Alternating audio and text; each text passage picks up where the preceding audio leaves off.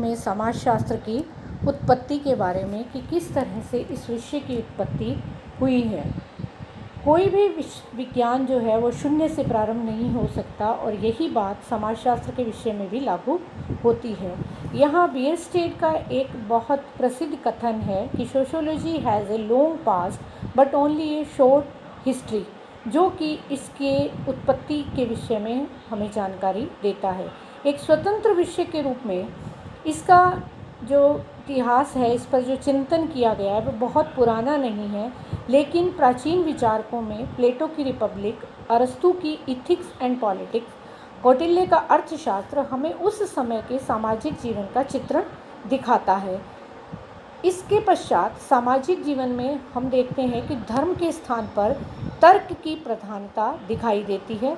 इसके तृतीय चरण में हमें हॉब्स, रूसो और लॉक जैसे विद्वानों के जो उद्गार हैं, जो चिंतन हैं, वो दिखाई देते हैं, जो सामाजिक समझौते का सिद्धांत टॉमस मोर ने अपनी पुस्तक यूटोपिया में सामाजिक समस्याओं की चर्चा की। और फिर हम आते हैं इसके चतुर्थ चरण में, जहाँ पर आधुनिक समाजशास्त्र के निर्माण काल की बात की जाती है, जहाँ हम Auguste Comte, Spencer, Karl Marx की रचनाएं देखते हैं, जिन्होंने कि इस विषय का पथ प्रदर्शन और विकास किया।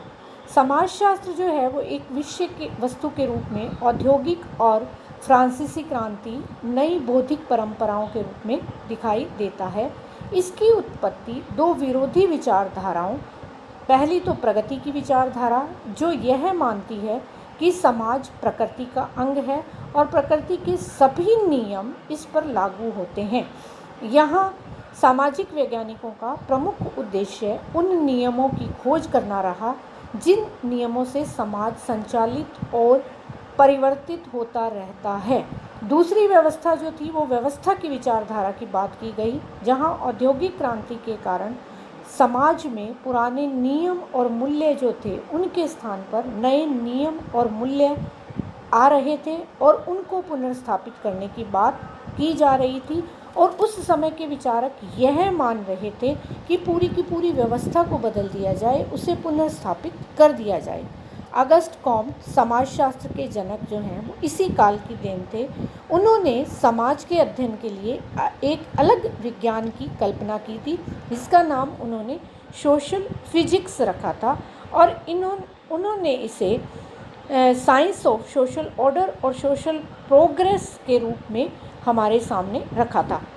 इस विषय का जो विकास था वो फ्रांस, जर्मनी, अमेरिका में तेज़ी से हुआ, लेकिन हम ये देखते हैं कि ये यूरोप में पैदा होने वाला विषय अमेरिका में विकसित होकर पूरी दुनिया में फैल गया और फिर हम भारत में इसके विकास को देखते हैं।